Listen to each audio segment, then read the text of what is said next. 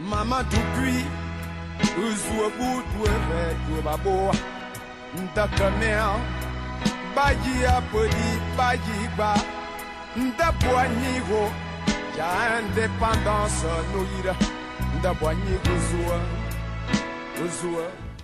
Il nous a fixé deux objectifs.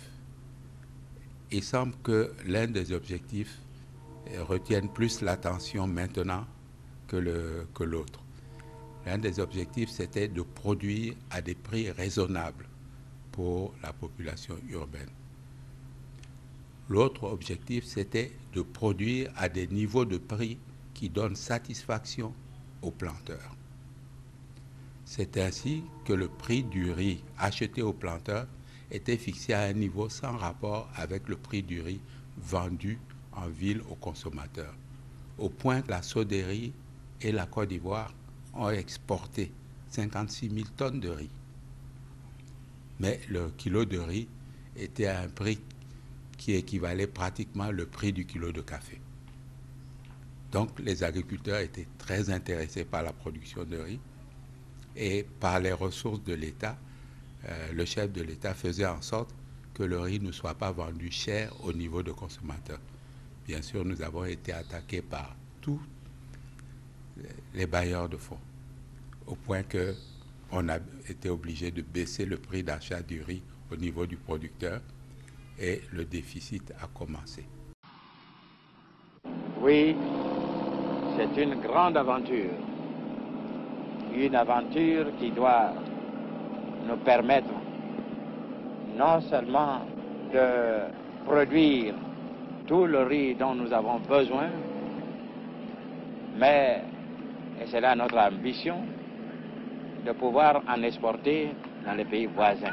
Voyez. En 1946, en Côte d'Ivoire plus Burkina actuel, il n'y avait que 2 établissements d'enseignement secondaire et qui allaient au maximum jusqu'en classe de 3e.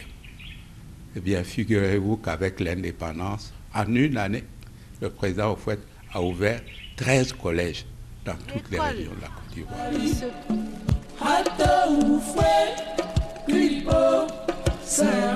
Le président de la République, qui était simplement député de la Côte d'Ivoire,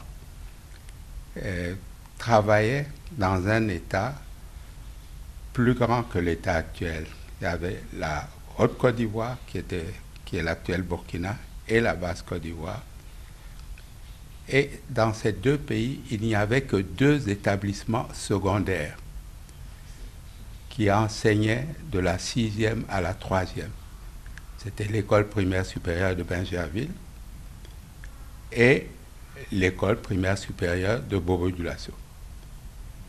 Le chef de l'État, président Houphouët-Boigny, a décidé de prendre des élèves dans chacun des cercles et subdivisions de la Côte d'Ivoire et de les envoyer en France, de manière à gagner du temps dans la formation des cadres.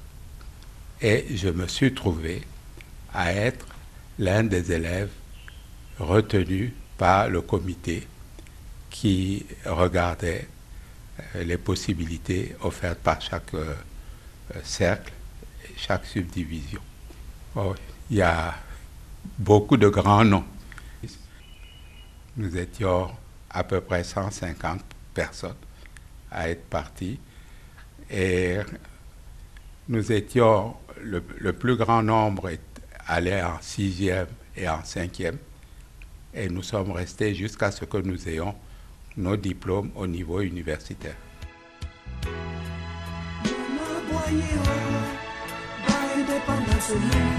Des élèves de collège et de lycée, en classe de 6e ou de 5e.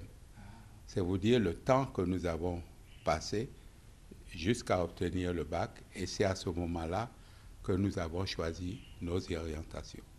Par exemple, Copli Boni, qui était avec moi à Villeneuve-sur-Lot, quand il a eu son bac, a préféré faire la médecine, et moi, j'ai préféré aller dans une classe préparatoire pour passer un concours d'entrée dans une école française, nationale française d'agriculture.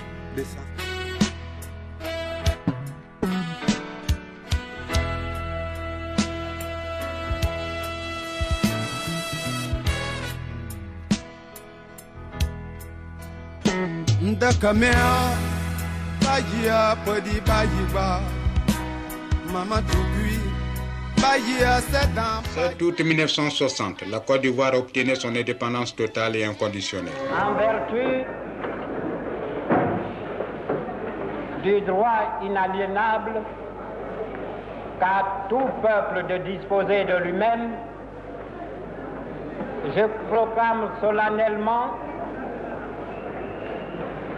en ce jour béni du 7 août 1960, l'indépendance de la Côte d'Ivoire. L'indépendance en 1960, c'était quelque chose d'inévitable. La France avait essayé, avec l'Indochine et avec l'Algérie, de freiner ceux qui voulaient aller à l'indépendance. Et l'expérience a montré que c'était très dur et aussi très coûteux pour les Français. Vu de la place d'un lycéen, lorsque le général de Gaulle est venu au pouvoir, il a changé complètement d'objectif. La grandeur de la France ne se ferait plus par les colonies qu'elle a, mais par le rôle majeur qu'elle va jouer dans une Europe qu'ils étaient en train de créer à ce moment-là. Donc on peut même dire que de Gaulle nous a encouragés vivement à quitter les colonies françaises pour devenir des États indépendants.